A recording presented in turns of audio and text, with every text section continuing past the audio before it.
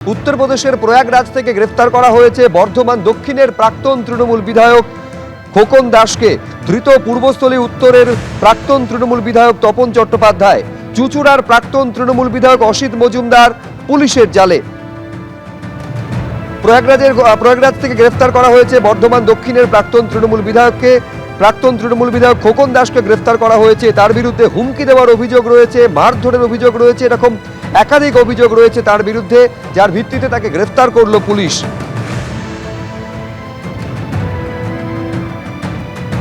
অন্যদিকে পূর্বস্থলীর ছবি আপনাদের সামনে রাখবো। পূর্বস্থলী উত্তরের যিনি প্রাক্তন তৃণমূল বিধায়ক, তার বাড়ি থেকে উদ্ধার হয়েছে ত্রাণ সামগ্রী।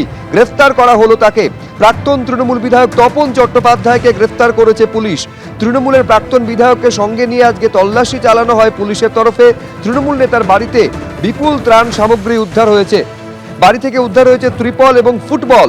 তপন চট্টোপাধ্যায়কে যখন নিয়ে যাচ্ছে পুলিশ, তখন তাকে ঘিরে চোর স্লোগান তুললেন স্থানীয়রা।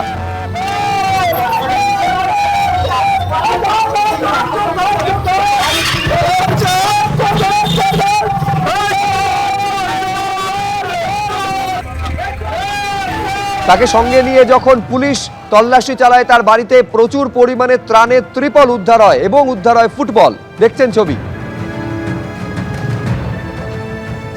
তৃণমূলের প্রাক্তন বিধায়ক তপন চট্টোপাধ্যায়ের বাড়িতে এই সময় দেখা যাচ্ছে সেখানে তল্লাশি চলছে।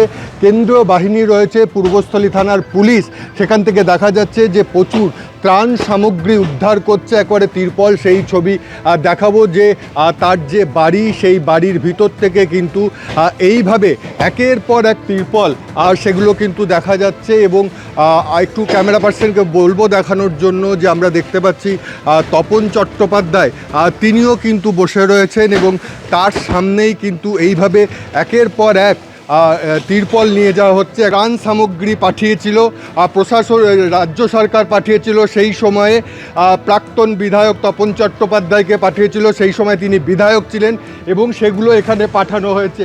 এবং এখানেই প্রশ্ন উঠছে যে এত তিরপল কিভাবে তার বাড়িতে মজুত হয়েছে, সেই প্রশ্ন কিন্তু ইতিমধ্যেই উঠতে শুরু করেছে। প্রথমে তার বাড়ি থেকে একাধিক এরকম ত্রাণ সামগ্রী উদ্ধার হয়, পূর্বস্থলী থানায় নিয়ে যায়।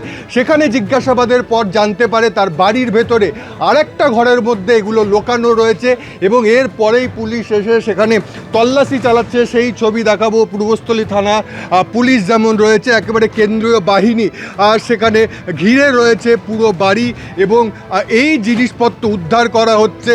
ইতিমধ্যে সিজার লিস্ট তৈরি করা হচ্ছে, কি পাওয়া গিয়েছে সেটাও কিন্তু সিজার লিস্ট তৈরি করা হচ্ছে, এবং আরও কিছু আছে নাকি সেটাও জানার চেষ্টা করা হচ্ছে।